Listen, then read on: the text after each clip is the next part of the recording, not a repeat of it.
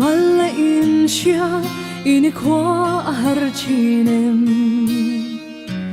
zeb nai nei in sha chine i thin lung hon hun na kin ma na chang khane ka lo om pui reng che sin i ching mi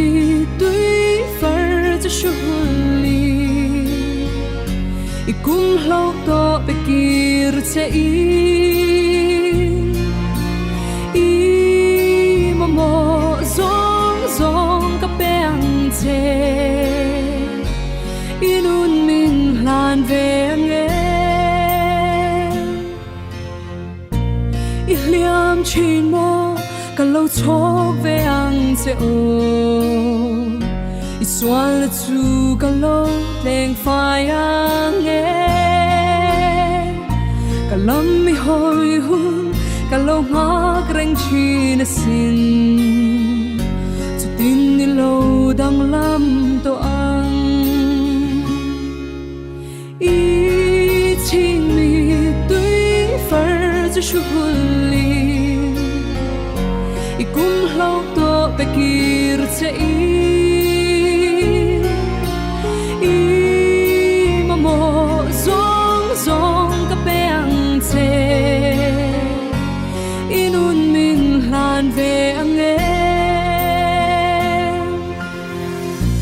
van kong ka chu kan nia tôi khot lai ri tu mang mo tu na ka so malai che hian nak tu ka le tiang mo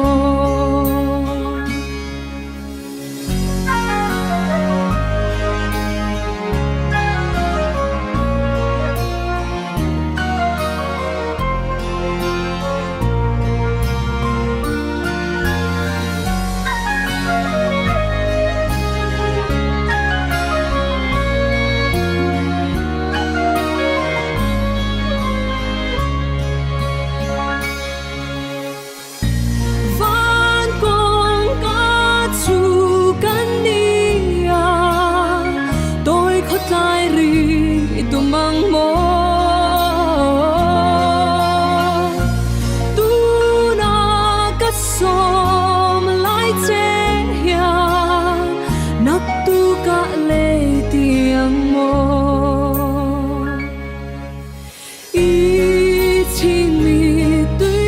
far cho shuli i kum lo to bekir che mo zong zong ka peng che inun min lan ve ange i ching mi tui far cho shuli i kum lo to bekir che ka om pui reng do do che vang qua har ngai to lova